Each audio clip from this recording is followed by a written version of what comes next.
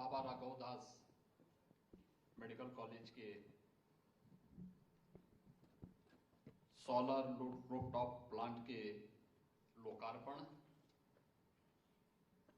और यूजी की बढ़ी हुई 50 सीट्स के लिए नए भवन के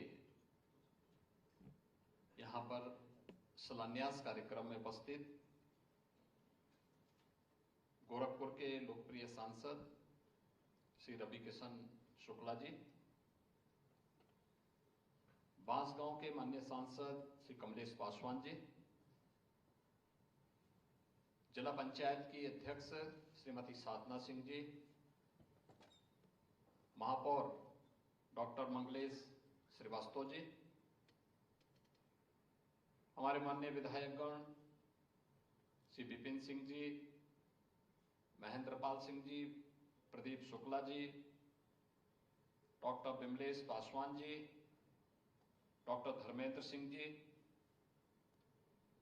प्रमुख सचिव चिकित्सा स्वास्थ्य एवं परिवार कल्याण श्री पार्थ सारथी सेन शर्मा जी,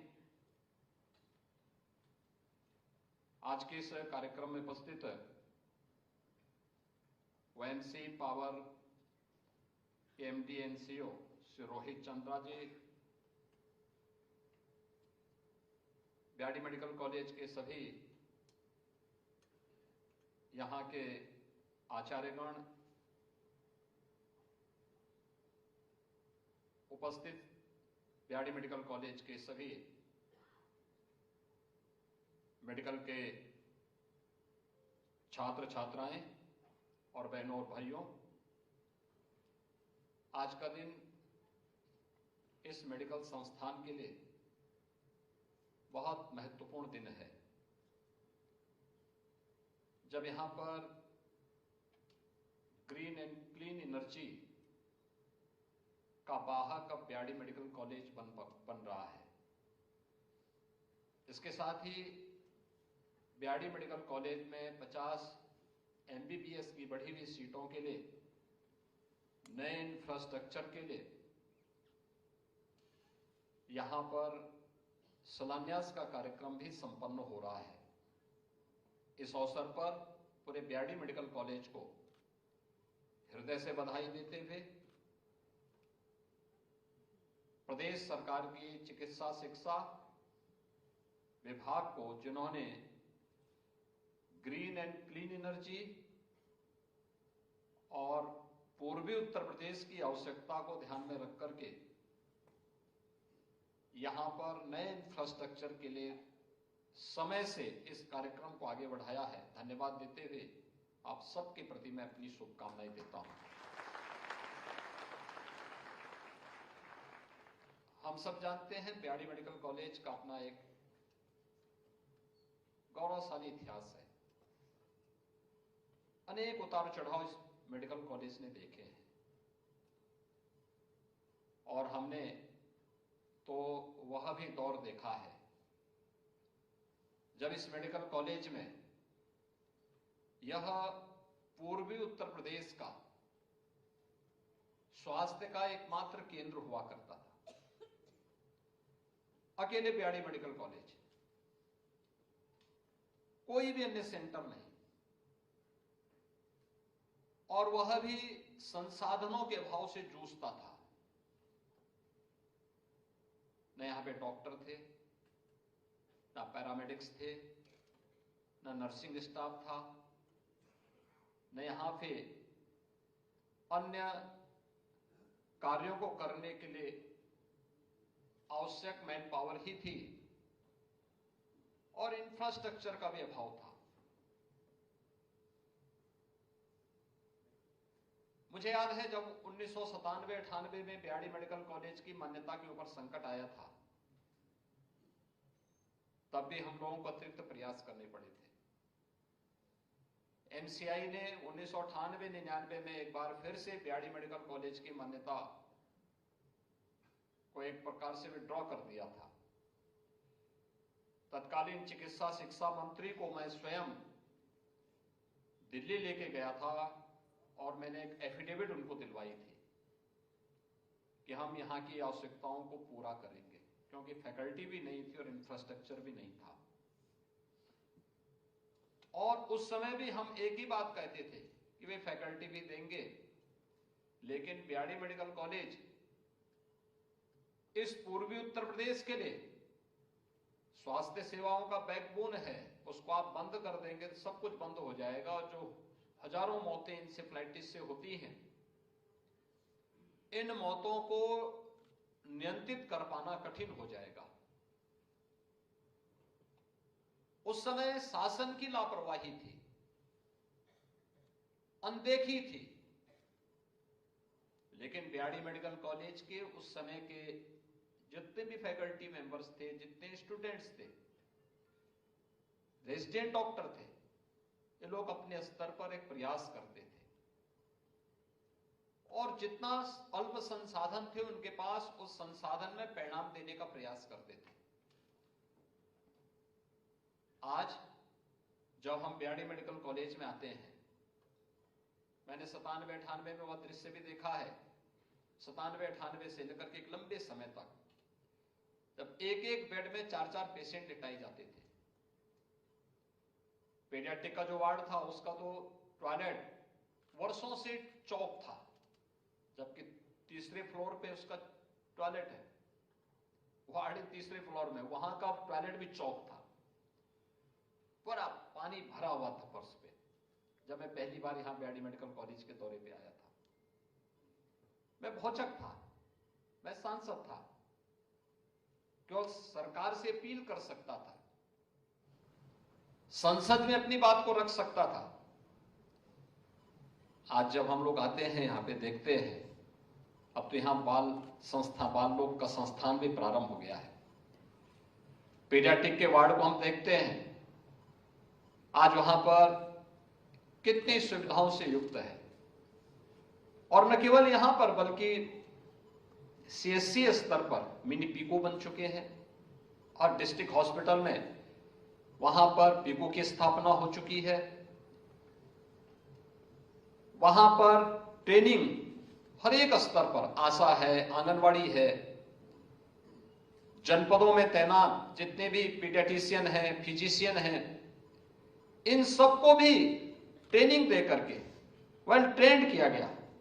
परिणाम है कि यहां पर जो भी पेशेंट आता, हमें पता होता कहां से आया है, कहां से, पीएचसी में गया, सीएससी में गया, डिस्ट्रिक्ट हॉस्पिटल में गया,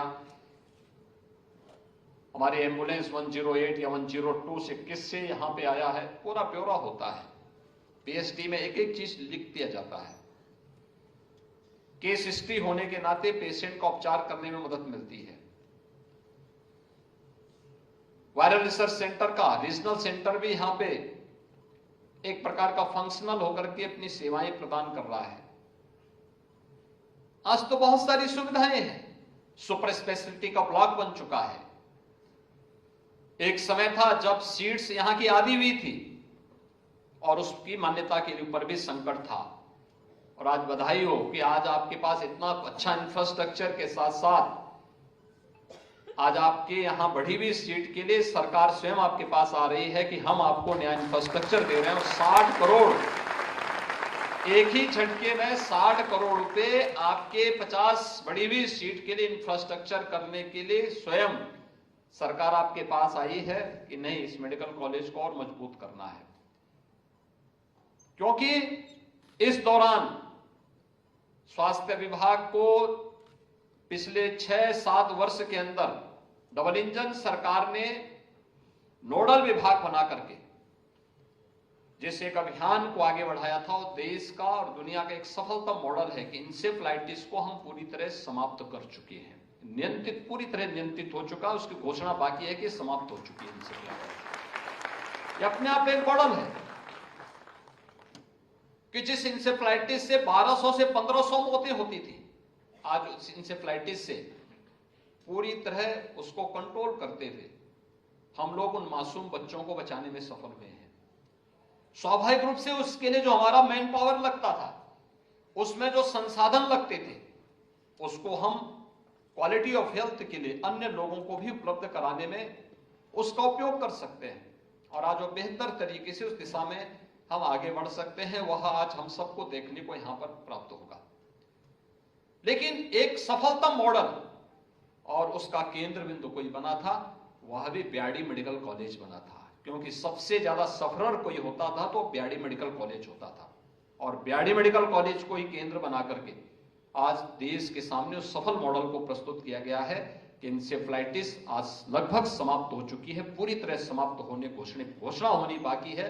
लेकिन जिस स्थिति में पहुंचा दिया गया है वह एक सफलतम मॉडल है। यह भी मैं ब्याडी मेडिकल कॉलेज और स्वास्थ्य विभाग को इसके लिए धन्यवाद दूंगा कि उन्होंने बहुत अच्छे तरीके से, सरकार ने जिस प्रकार से गाइड किया था उसके अनुसार उसे उसके लक्ष्य तक पहुंचाने में अपना योगदान दिया। तो एक यह कार्य भी हो रहा है, और दूसरा अब हम क्लीन एंड ग्रीन एनर्जी की तरफ आगे बढ़ करके एक नए मॉडल के साथ आगे बढ़ रहे हैं। ये नया मॉडल है। मुझे याद है 2017 में जब हमारी सरकार बनी थी, आदरणीय प्रधानमंत्री जी ने उस समय एक बात कही थी कि आप लोगों के शहरी क्षेत्र में जो एक स्ट्रीट लाइट है, कोई पीली लाइट होती है, कोई लाल रहती है, कोई नीली होती है, कोई सफेद होती है, कुछ भी पता नहीं लगता है। क्या यह हो सकता है कि सभी, और ये जो हेलोजन की लाइट होती है बहुत ज्यादा पावर भी कंज्यूम करता है, कार्बन उत्सर्जन भी होता है, और बेढंगी लाइट होती है। जितना एक हेलोजन लाइट ले लेता है, अगर हम एलईडी स्ट्रीट लाइट उसकी जगह लगाएंगे तो एक हेलोजन के द्वारा दी जाने वाली लाइट की तुलना में हम 10-15 स्थानों पर नए स्ट्रीट लाइट लगा सकते हैं और बेहतरीन लाइट दे सकते हैं। उससे कार्बन उत्सर्जन भी कम होगा, ग्रीन हाउस इफेक्ट को नियंत्रित करने में हमें सफलता प्राप्त होगी। और उस समय हम लोगों ने एक मॉडल अपनाया था। उस समय हमने ESL को कहा था, ये भारत सरकार का प्रतिष्ठान है, कि क्या हम लोग जो हेलोजन हैं, इन हेलोजन को हटा करके इसके स्थान पर आप एलईडी स्ट्रीट लाइट लगा पाएंगे। तो शर्त यही तय हुई थी कि वे जितने हमारे हेलोजन हटाएंगे, जितने भी ऐसे स्ट्रीट लाइट हटाएंगे, उसकी जगह पे वह स्ट्रीट लाइट लगाएंगे, कोई पैसा नहीं लेंगे। 6 वर्ष 7 वर्ष का उन्होंने हमारे साथ एग्रीमेंट किया था कि इतने वर्ष तक हम इसका मेंटेनेंस करेंगे, लाइट फ्री लगाएंगे, जितनी स्ट्रीट लाइट कहेंगे हम फ्री लगाएंगे, लेकिन जो उससे बिजली की बचत होगी उस बचत का पैसा हम लेकर के और उससे अपनी भरपाई कर देंगे। हमने 16 लाख स्ट्रीट लाइट पूरे उत्तर प्रदेश के अंदर बदली थी। आज आप उत्तर प्रदेश के अंदर हर कस्बे के अंदर एक जैसी सफेद दुधिया लाइट से जगमगाती स्ट्रीट लाइट जो देखते हैं, ये उसी स्कीम के पार्ट है। और आज उस मॉडल को OMC पावर के साथ मिलकर के मेडिकल एजुकेशन ने मेडिकल कॉलेजेस की इंफ्रास्ट्रक्चर यानी रूफटॉप को, क्योंकि सरकार ने तो अपनी पहले से ही पॉलिसी भी लॉन्च कर दी है कि घर के लिए अगर कोई व्यक्ति जोड़ना चाहता है, नेट बिलिंग के साथ हम उसको जोड़ देंगे। जितनी बिजली खर्च करेगा उसके सोलर जो रूफटॉप सोलर पैनल होगा उससे हम उसको ले लेंगे, और अतिरिक्त बिजली बनाएगा तो हम उसको उसका पैसा दे देंगे। एक व्यवस्था दी गई है। लेकिन कॉमर्शियल इंस्टीट्यूशन के लिए हम लोगों ने उसको नेट मीटरिंग के साथ जोड़ते हुए उस कार्यक्रम को आगे बढ़ाने का कार्य किया। और मुझे प्रसन्नता है कि ब्याडी मेडिकल कॉलेज ने भी इसमें लीड ली है कि रूफटॉप सोलर पैनल लगा करके आज जहां बिना पैसा खर्च किए हुए 1 मेगावाट बिजली जनरेट होगी इन छतों पर। 1 मेगावाट की बिजली पैदा होगी, 72 लाख रुपए की बचत भी होगी।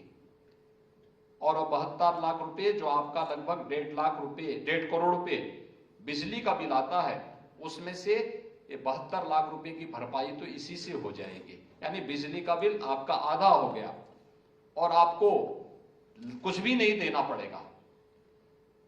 यानी यही होता है, उस फालतू लैंड का हमने जो छत खाली पड़ी हुई थी, उस खाली छत का उपयोग भी कर दिया और साथ साथ आपको क्लीन एंड ग्रीन एनर्जी भी मिल गई।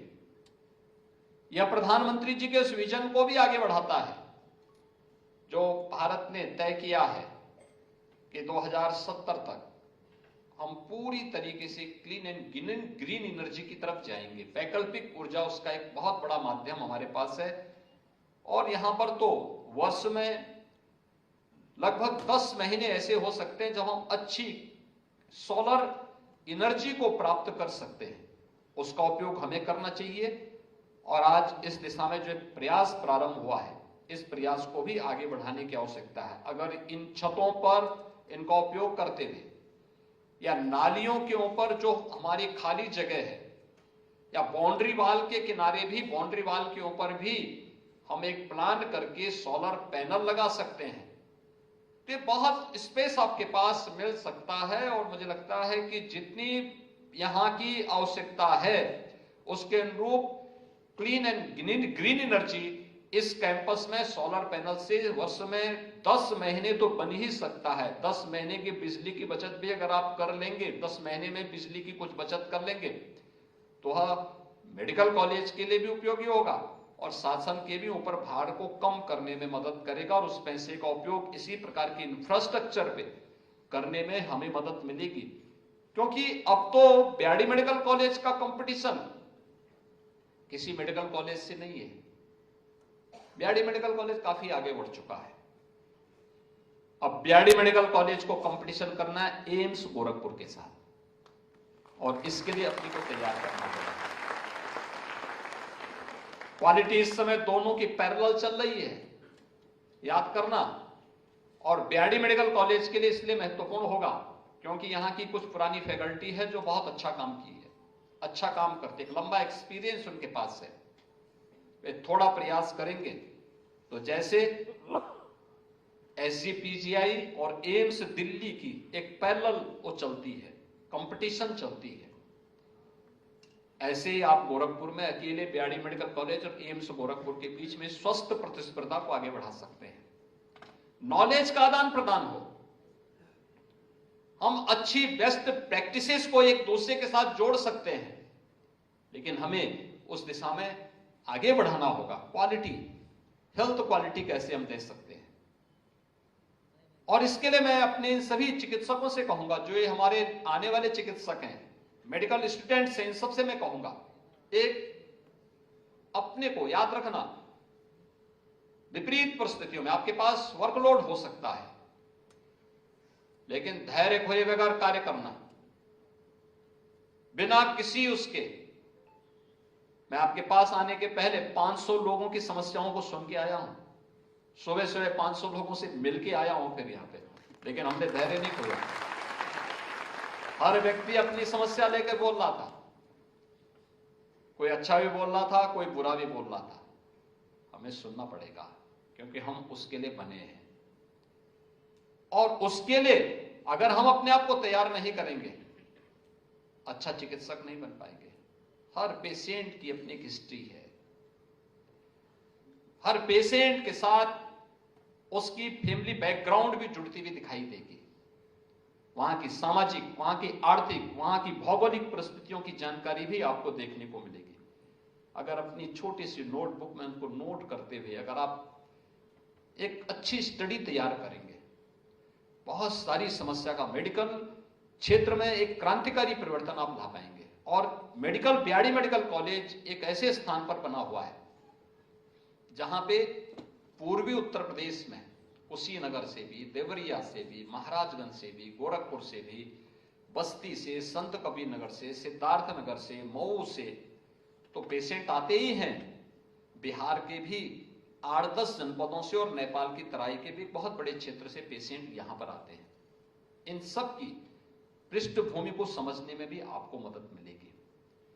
रोग को जानना ही नहीं, उसकी पृष्ठभूमि में भी जाना और फिर उसके सफलतम निवारण के उपाय को भी आगे बढ़ाने की दिशा में, तभी आप सफल हो पाएंगे। धैर्य के साथ, पूरे पेशेंस के साथ, संवेदनशील तरीके के साथ हमें इसका समाधान निकालना है जब इस दिशा में आप प्रयास करेंगे। याद करिए, इंसेफ्लाइटिस 1977-78 में यहां पहली बार आई थी और 77-78 से 2017-18 तक इसको समाप्त करने के बारे में कोई नहीं बोलता था, उपचार तक सीमित था। 17-18 में 17 में जब मैं ही मुख्यमंत्री बना तो मेरे सामने चैलेंज था। मैंने कहा उपचार नहीं, इसका उन्मूलन करना है, इसको सदैव के लिए समाप्त करना है, और हमने कार्य योजना इसी बात को लेकर बनाई थी।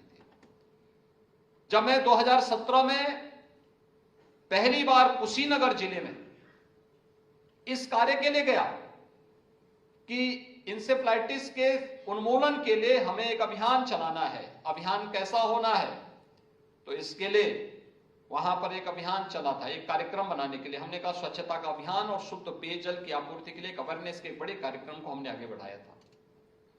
हमने वहां मुसहर जाति के लोगों को साबुन वितरित किए थे।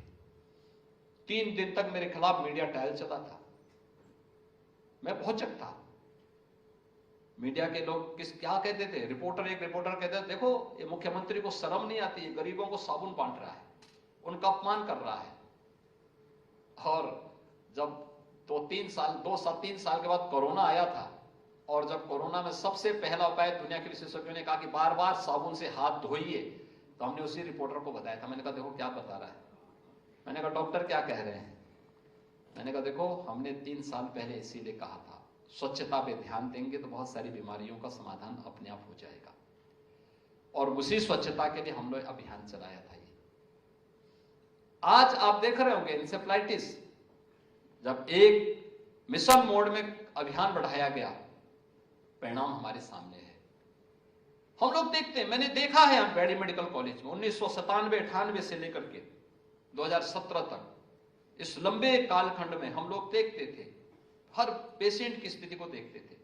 आज परिणाम, हमें सुखद अनुभूति होती है कि हमने जिस बीमारी को देखा उसको चरम तक पहुंचते हुए भी देखा, और आज हम उसको जब समाप्त होकर के उसके उन्मूलन की घोषणा होनी मात्र बाकी है, तो उन स्थितियों में हम कह सकते हैं कि अब किया जा सकता है। एक डॉक्टर के रूप में आपको अपनी इन्हीं जिम्मेदारियों का निर्वहन करना है।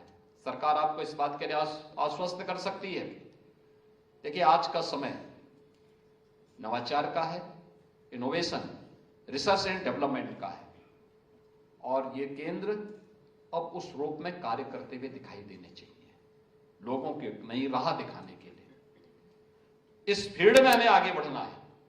इस दिशा में बिना धैर्य के, बिना संवेदनशील तरीके से आगे बढ़े हुए हम कभी अपने लक्ष्य को प्राप्त नहीं कर सकते।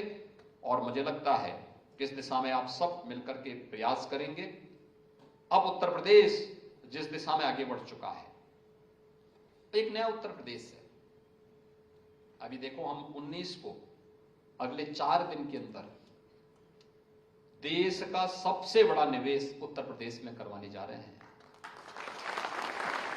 Ground breaking ceremony Uttar Pradesh की होने जा रही है आदरणीय प्रधानमंत्री जी के कर कमलों से। और याद रखना, अब तक जितने भी ग्राउंड ब्रेकिंग देश के अंदर हुए होंगे वो 10 लाख करोड़ से नीचे के हुए होंगे। पहली बार कोई राज्य ऐसा भी होगा जो 10 लाख करोड़ रुपए से अधिक के निवेश प्रस्ताव का एक साथ शिलान्यास कराएगा, और उत्तर प्रदेश में होगा। उस अभियान को लेकर के भी हम आगे बढ़ना चाहते हैं। तो उसमें अब हर इंस्टीट्यूशन को अपनी अपनी जिम्मेदारियों को लेकर के आगे बढ़ना होगा, अपनी जिम्मेदारियों का निर्वहन करना होगा। अगर हम इस दिशा में प्रयास कर पाएंगे तो इसके बेहतर परिणाम होंगे। और मुझे आज प्रसन्नता है कि यहाँ पर दोनों कार्य, यानी हमने वह भी दिन देखा है जब इस मेडिकल कॉलेज की मान्यता समाप्त हो रही थी और बाद में सीट आधी कर दी गई थी, लेकिन आज सीटें भी आगे बढ़ गई, सीटें भी बढ़ चुकी हैं, और सीट बढ़ने के साथ ही उसके नए इंफ्रास्ट्रक्चर के लिए भी शिलान्यास हो रहा है। लेकिन जो हमारी फ्यूचर की आवश्यकता है कि हमें स्वच्छ और ग्रीन एनर्जी चाहिए, उसके लिए रूफटॉप सोलर पैनल की स्थापना करते हुए हम इसका उपयोग कर पाएंगे। 1 मेगावाट विद्युत उत्पादन का एक कार्य इसके माध्यम से प्रारंभ हो रहा है। बीआरडी मेडिकल कॉलेज को इसके लिए हृदय से बधाई देते हुए आप सबके प्रति मैं अपनी शुभकामनाएं देता हूं। धन्यवाद। जय हिंद।